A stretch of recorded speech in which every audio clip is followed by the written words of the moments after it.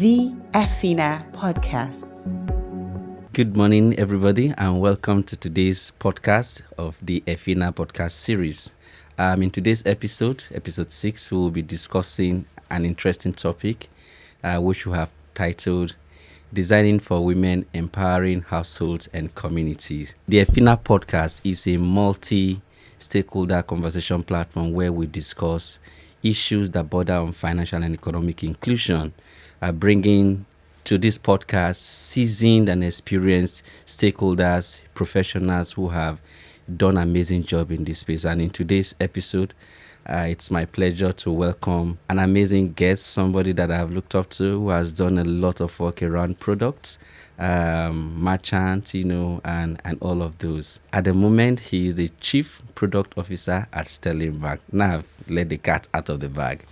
He is no other person than Mustapha Otaru. Mustapha is a DFS professional, certified digital finance practitioner with the Digital Frontiers Institute and the Fletcher School of Law and Diplomacy, Tufts University, USA. He's had an amazing career from MTN, now he's in banking and been doing a lot of work. We'll hear some of those amazing projects that Mustapha has been championing at Sterling Bank, and also how we can design for women. And by doing so, we are hoping that we expand economic opportunities to them by enabling them with tools, financial tools that can then make them unlock the potentials that are available to women.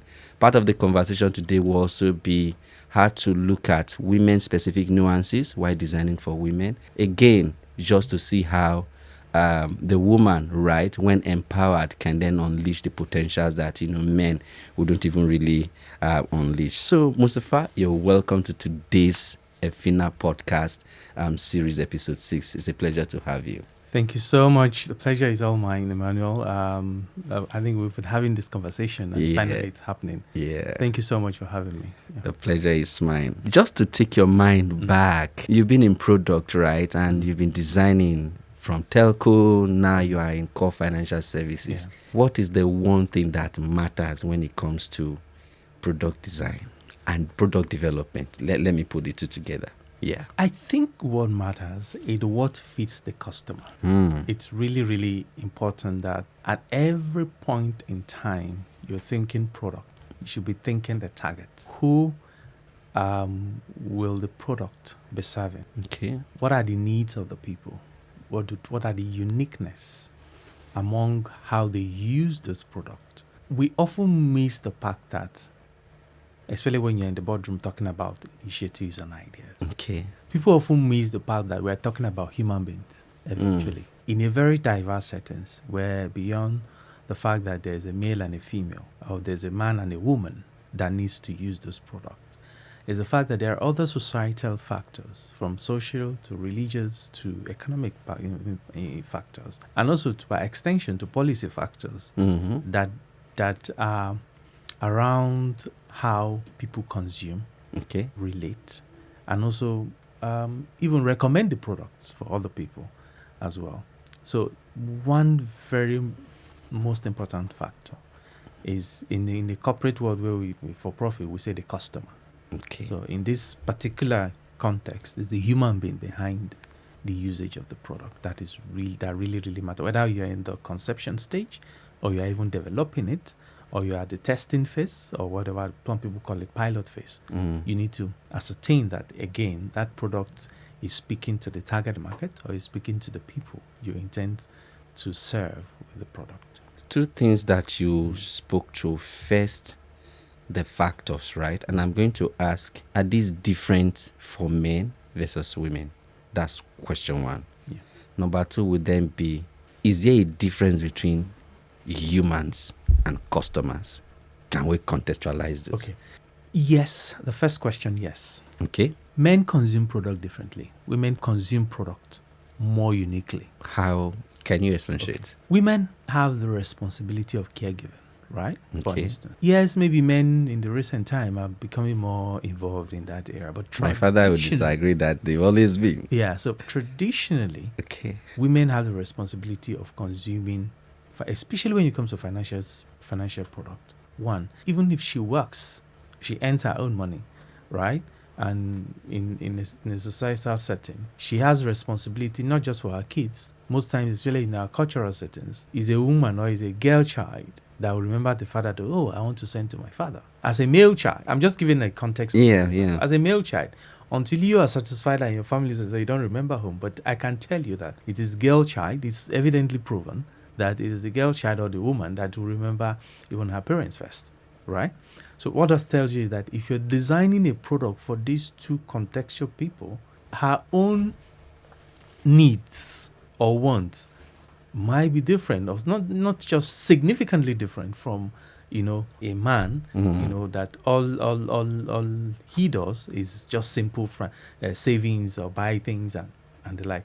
But here, women save better. When they take loan, evidence have shown that women even pay better than men. You get it? So at the end of the day, if you're designing a product for a customer and you're doing it a one size fits all, there's already a problem, right? Because the consumption pattern, the usage pattern, the access even is a problem in this instance. Really, when we go further into the rural settings where women are even further deprived of certain opportunities, right? You tend to see that, products then has to be uniquely. That's why I use for women, I said uniquely positioned for them so that they can also consume the product that suits into their lifestyle. Your second question around the customer and the human. Yeah. I like to use the human. Okay. Most times, because customers can be contextualized in different things. An institution can be a customer. True. Right? It's not a human being. But at the end of the day, beyond that customer, beneath it is that it touches a human being. Who has emotions. Who has needs, who is evolving all the time. True. You get it? So, for instance, if you want to contextualize in the context of a woman, when a woman is single, like a Spencer, her need is different, right? Even why she gets into the matrimonial home, right? At the early stage is different. Even why she's pregnant, her need is different. True. When the baby comes, her need is different. You get it? So that evolution needs to take. And again, if she's running a business or she's self-employed or she's an entrepreneur or she's even working in the corporate, her needs are different. So all these are some of the nitty-gritties that you have to think through while designing product for a woman or for a human being, right? Yeah. Who are the people, right? How do they consume today? Or what do they even do today that makes the way they do things even unique to them, right? Again, when we're using tech, right, which again is common today, that all of us are within the tech ecosystem, digital products and all that. There are traditional ways people do savings today, for example. Women do savings today, either among their women group or even different formats, right? You need to understand how that works. If you go design a product from your boardroom and you drop it for them, it's going to be a problem. You need to layer that. That sounds like a very rigorous process from what you have described. The question I then ask will be, generally, if you talk about people who use financial services, there is about a 9% gap between men and women. Then when you then narrow down to formal financial services, right, the gap is as wide as 11%.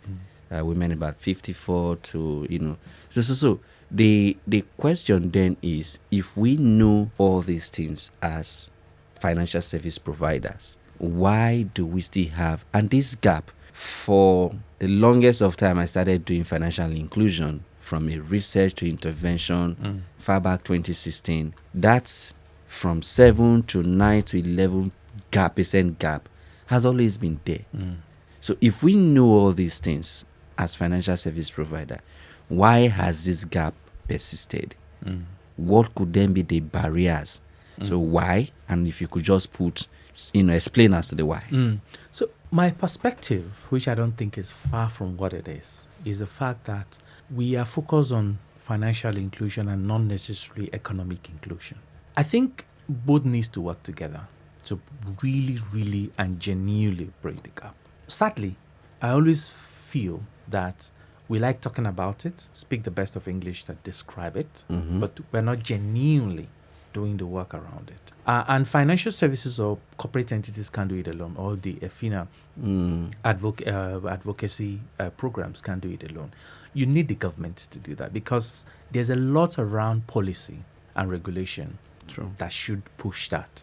And while the corporate institutions that really do most times make this or design this product, from the guys that see the research, from non-governmental organizations that see from the support from policy, it has to sort of work together. So what you tend to see is that, for instance, we need to take care of the social aspect, right, of the woman. Literacy is an issue. By the time you go up north, especially in the Nigerian context, Nigeria is very diverse. How many ethnicities do we have in Nigeria? More than 300 plus, right? And in each of these ethnics, there are different social, cultural nuances that most times when you double click on them, they don't favor the woman. As simple as opening a bank account, you need a male consent. It's a problem, right? Or you need somebody to accompany you to a bank, right, as a woman, right? But that's not the same for the man.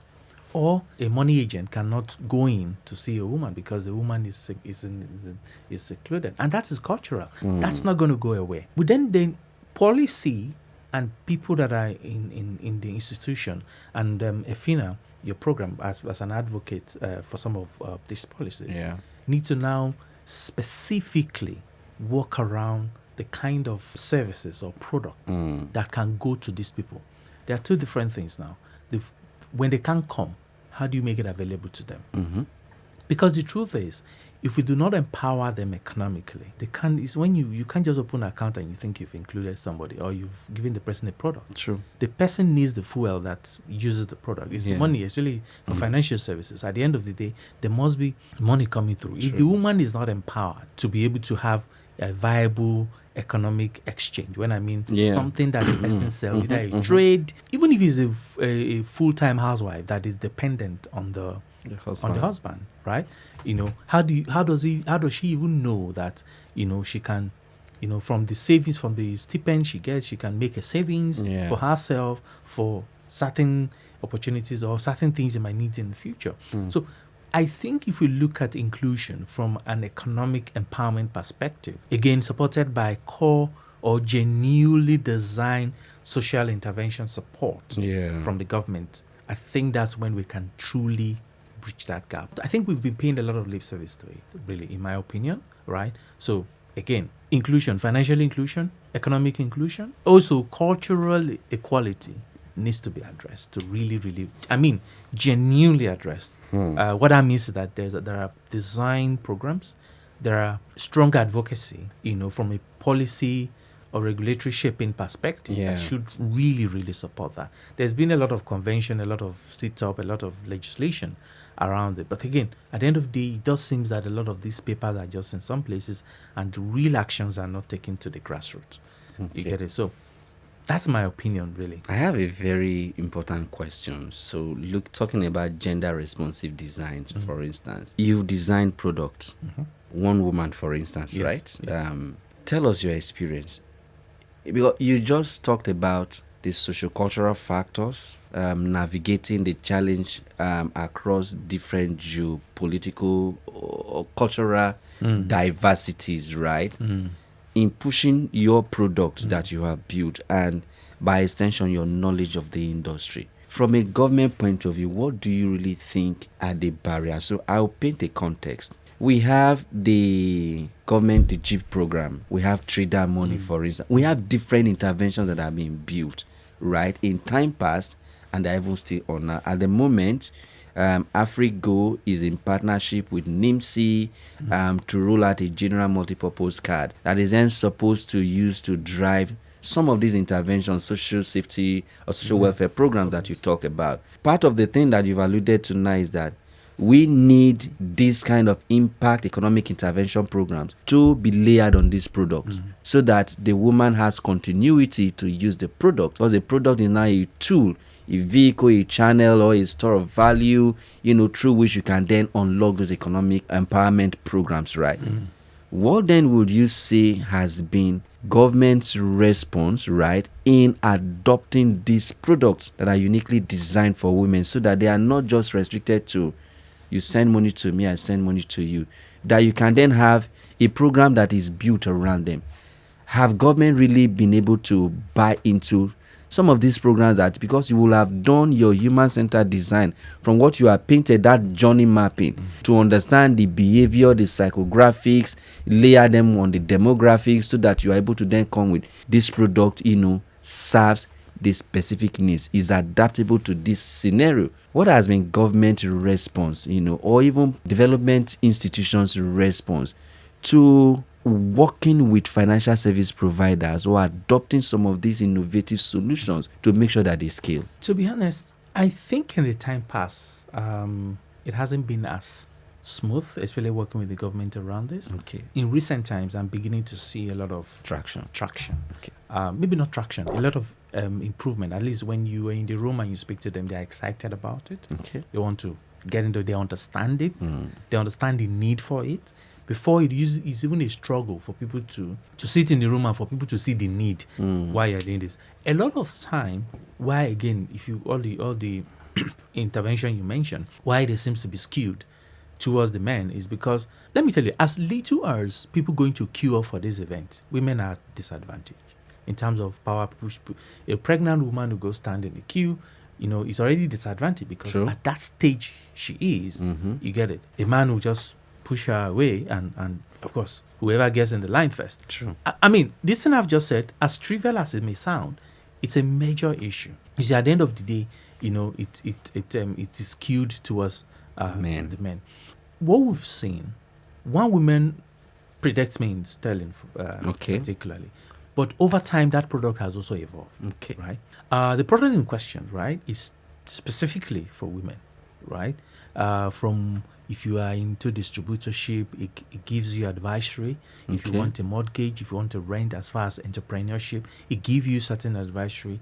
Map your cash flow, map your specific needs and everything. Even, in fact, they have their debit card is uniquely designed for them. So, at the end of the day, financial services like Sterling, financial institutions like Sterling, might not be able to do it all alone. Without the support of the government, right? There is a team specifically in Sterling today that does the one-woman program, and they've tried a lot. They've impacted quite a number of women, accessing the facilities, accessing the financial advisory services on the platform. Also, the kind of products, that's also tailored to them. One of the things we've done early in 2023 was the Smedan partnership with Sterling, right? And we also went back and said, okay, look, we recognize women, right? Within the entire SME entrepreneurship ecosystem. How do we also support them?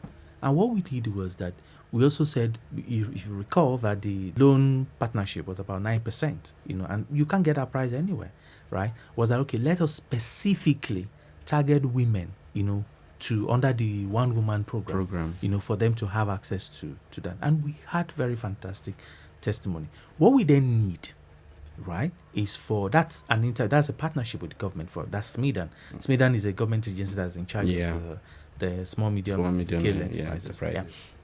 So that's a government agency. So what we then need is that how do we trickle this down to the very, very last mile, right?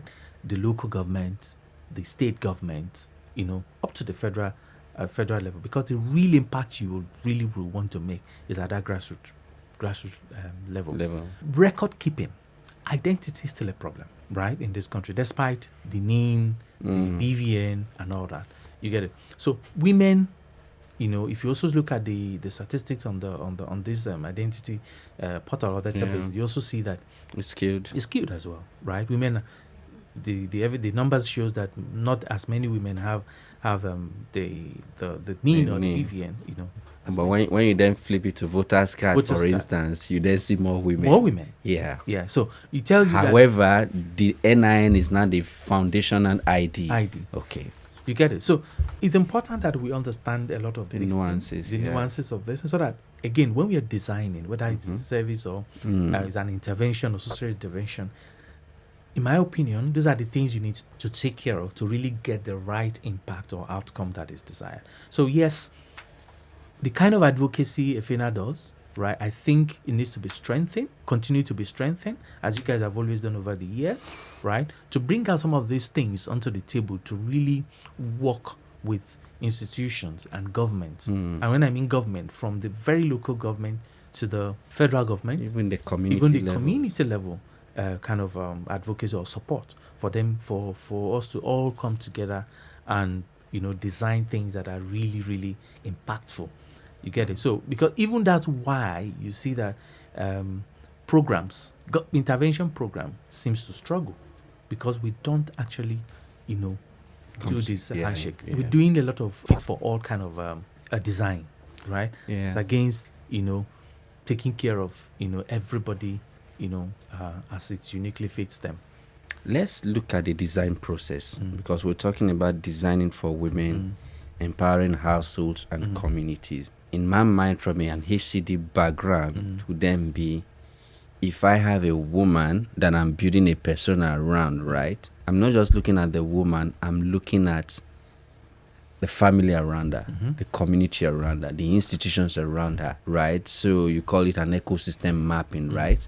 Let's look at the time to start the journey, right? Understanding the woman, and when the product then comes out. What is that process like? And could that be a reason why most institutions do not invest in approaches like design thinking and human-centered design? In all honesty, it's a tedious process, and if you do it well, it pays off on the long run. It requires resource, and it also requires patience. If you look at the typical product development cycle, there's what we call the discovery stage. The discovery stage, basically, where you gather your requirements, you tend to speak to customers, you document what you've seen, you start, sketching of what you think could possibly be a solution, and you also, within that discovery, you're also thinking, you're validating what you think they are saying, and all that.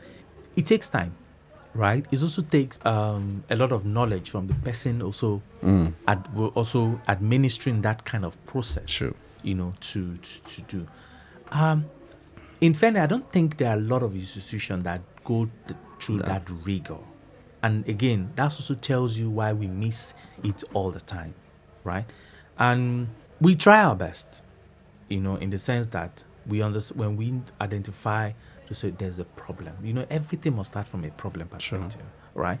There's a problem, and this is what we think should be the solution. And that problem, it could be seen that the problem in negative terms, problem in terms of an opportunity to solve a problem or to create an impact. So, and if you don't do that, you might not necessarily even understand the problem. You might, at the end of the day, understand the problem from the surface and not by its depth of how the impact. So that's really the problem. So organizations, like I always say, you must, if you really want to have a product, people talk about product market fit. Right? If you really want to have a product that fits the persona that you want to serve, or the kind of people you want to serve. And again, there are different methods to do it. You don't have to go through everybody. There are sampling methods that can be applied. With those kind of either you want to randomize, or you want to cluster, you want to group, or you want whatever you want to do. That are cheaper ways to do it. And again, one particular part I like so much is the validation part. This is what I thought you were saying. I've done it based on the design or the idea. I've gathered your requirement. I take it back to revalidate. Say, is this what you're saying? At that time, the woman or the customer, the would-be customer. Yes, the would-be customer, is already saying, okay. And if you get what the person is saying, he's already an adopter. He or she's already an adopter of the product, because they can see that you're bringing to life what they need. So I think that rigor, needs to happen all the time, and again, validates before you even go into development. And when by the time you've developed and you're delivering to the market, that's really when the work starts. Again, most times you think it's that process of delivery that is the work. No, it's not the process. It's not that process. It is when the product is live and is in the hands of the woman or is in the hands of the people that work really starts. Because at that time, you started interacting with the product. This is a live product in a sense, right? In them, they are beginning to rethink what they think is really the solution.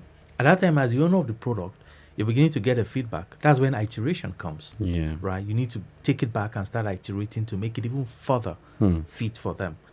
Because most times you design a product for certain segments. True. And you realize that it's actually speaking to a different set of them. Or customers themselves or individuals themselves redesign your product journey in a way that you never thought about. You get it? So that's really very important. And again, if you do your early days of discovery appropriately, understanding what the problem is and the kind of solution that should be on the table, you really might not have a lot of iteration eventually, right? You keep iteration to improve, for instance, the UX or the other side of products, but then it might be cheaper for you to run. And again, but that early stage of discovery, it's really, really important. So I have a question to follow up on that. So when you say a lot of where, to be honest, this rigorous process is not really apparent in many institutions, right? The question that comes to my mind would then be, why? Is it for lack of the technical know-how?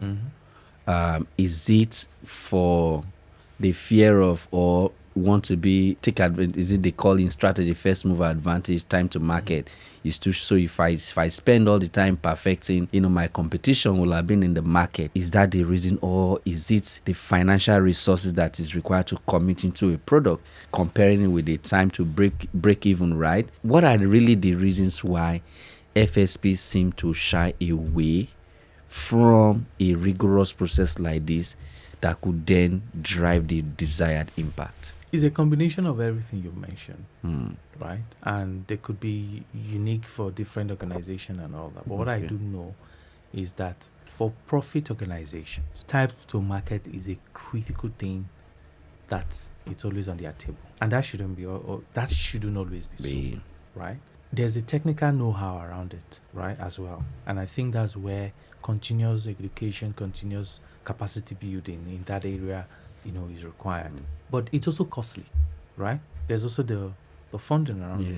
And that's why, we need to do a lot of R&D, research and development, investments, from an advocacy perspective, right? From a government perspective, and when I mean government, I'm talking about policy, right? To support, to say a certain thing should happen, from a product perspective, we should have a clear path or a clear mapping of what exactly, in terms of research, in terms of the user design, in terms of the psychometrics even around it, to understand, especially when you are talking about women. So, because at the end of the day, anything for a woman should be it should be an impact driven. As they say, once you educate one woman and you build a nation, right? So those are the kind of things. So specific to your question, I think it's a combination of everything you mentioned, and I think we need to put it on the spotlight. So I liked it always to say, look, we need to take our time to design, to go to really do a deep dive into the discovery stage of products, right? Invest in research, invest in the early stage of understanding what is required, around that stage before you start building or shipping product into the market. Okay, we'll round up with this. So let me put all of them together. First, is there, because if we talk about that, when you design, you've described the woman when we started, and the immense opportunities around really designing with the woman in mind, and how you can unlock several economic opportunities. But then, what informs our design? So another approach would then be, do we collect gender-specific data, for instance? So you even look at products that are in-house. Do we track behavior across gender for products that are already in-house to then help us reimagine, right, what the product could be like based on what we have? Is that a practice you see happen in the ecosystem? Oh, yes. At least on a personal note, and even I like a culture of data, like a data-driven decision making, and stuff like that. Yeah. So, what I see, even in products that are generic product, is that I've always spot that women use their products in a particular way. For instance, if I look at the data on my one bank is our banking platform. At the end of the month, you are likely going to see that most women on the platform, I'm not saying men don't go for shopping, of course. Okay. You see a lot of them spending in certain locations. That tells you that it's at that time of the month where they are stocking up. You also see patterns of school fees payments, when the school resumes. Yeah. It's not, the man might be providing the money, but at the end of the day, the outflow from the account, likely you see it more from the woman. So if we begin to understand or look at data, I think we need to be very data centric, right? To your point specifically, to say, because existing product, if we look at the data, understand the behaviors of usage and everything, there's a lot that can come out of it that we can use to understand or reiterate the products, right? So that's on the design side of things. So having a woman in mind, gender in mind, is critical, because I do know that, for instance, for my loan portfolio, Spectre, for instance, is a digital platform for lending, right? We also have the business support facility. Women pay regularly. I get what I'm saying. If they are to pay 25th, right, they will pay on the 25th. If there is a need for default, it is women that will always highlight that, this month I might not be able to. The men are indicted. No, I don't know why. I think in terms of commitment, I'm not saying men can't be committed, right? I get your point. They are naturally inclined, to feel obligated to fulfill their commitment, right? To respond to the obligation. I can also tell you there was a time I was like, how many people do we impose penal charge on if you miss your loan date? It comes with a penalty. Yeah. I'm not saying there are no women. There are women, but there are fewer than men. Those are some of the data that informs you, how some of these things sort of evolve. So how, again, if you even bank a woman, you are even in a better position to pay. That's my personal opinion. And that's what the data is also. And you're speaking from a data point of view. Data point from what you have seen. What I've seen. Men, good. I'm not saying, because at the end of the day, they probably are the one providing for the woman. But again, these are some of the things we're seeing. So what I'm actually saying I'm also an advocate. Yeah. What I'm also saying is that, yes, we should do a lot of gender-friendly, product designs, a lot of gender-friendly product advisory, a lot of gender-friendly impact initiatives. At the end of the day, it bridges the gap in the society, because it's the woman that keeps the home. For the fact that they have a caregiving responsibility, they are likely to be more closer to the child, and they are likely to also evolve the child's behavior, pattern the child's behavior, and again, a more balanced society. I like that closing remark from you have just drawn.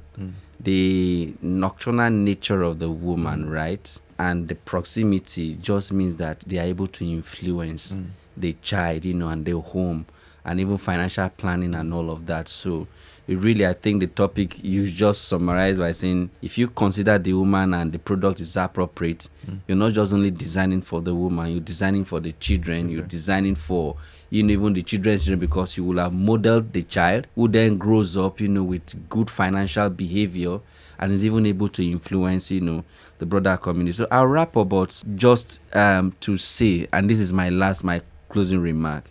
You see different associations, different professional bodies. And I know there is a professional body for product designers, and all of that. So in terms of looking at engendering the principles, right, of human-centered design, or these approaches that really drive impact, how do you disseminate? How do you drive? How do you encourage the adoption of this principle? I look around the Nigerian product ecosystem. I don't see any convergence or convening of that nature. It's like everybody is just, on their own, doing their thing and all of that. Is there something that is there? Is there something that, the ecosystem should be thinking about, so that at least, irrespective of where you are, that you are living, that principle that, look, impact is what I am seeing when I'm designing, whether it's a woman, whether it's a child, whether it's an educational program, but this impact is in front of you. right? So is there a kind of approach or something, mechanism on ground, to bring product designers, developers together? Not developer now, product designers now. We're designing for women. If I say developer now, I start thinking about coding and all of those ones. Yeah, what would be your response to that? I think it's a matter of time. Okay. Right. We are not yet there. I'll always tell you that we are not yet there. And I think that we need to build that consciousness, immediately. It's a matter of urgency in my perspective. Yes, you're right. There are quite a number of organizations, professional bodies or professional organizations, conferences upon conferences and everything. What I'm beginning to see in the recent conferences that I see now that when you have all women panel, and again, they discuss women issues or impacts things that are impacting women, especially from an entrepreneurship, from a product kind of, the kind of product, that they consume. I think it's a matter of time. We just need to build that consciousness and the moment, and a lot more work needs to be done, especially in this our side of the world, where anytime we sit, we need to advocate for at any forum we sit to say, look, a woman or as a human, there are specific needs for every gender, and we need to design products that are equally fitting for everyone, so that is inclusivity, is across. That can avoid us excluding certain type of people. And that takes me to AI conversation. When we talk about use of AI today, right? We also need to ensure that we are not bringing in initiative that is further excluding, exclusionary. So, that's also a conversation that we must ensure that we empower, even from the schools.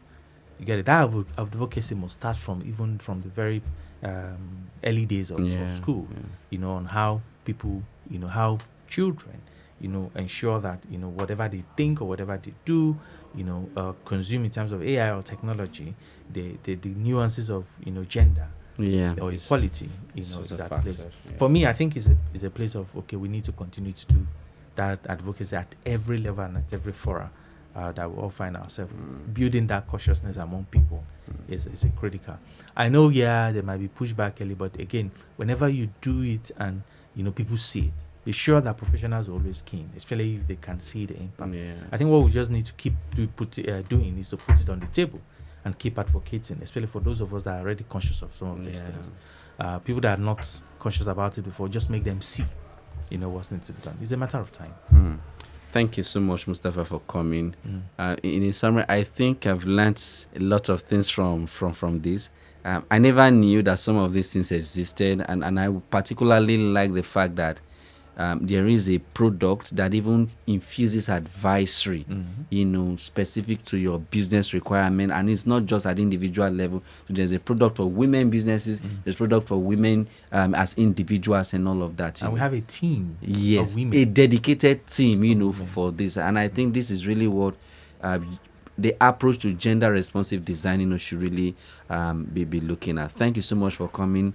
Dear listeners, thank you so much for staying with us. It's been my pleasure hosting Mustapha Otaru, the Chief Product Officer, Sterling Bank, who has been gracious in exposing to us some of the salient things around gender responsive designs, designing for women, empowering household and community. I remain Emmanuel Lumukoro, EFINA's Policy and DFS Advocacy Manager. Look out for the next episode. I will be coming back to you with more interesting conversation. For now, it's bye from all of us at the studio. The EFINA Podcast.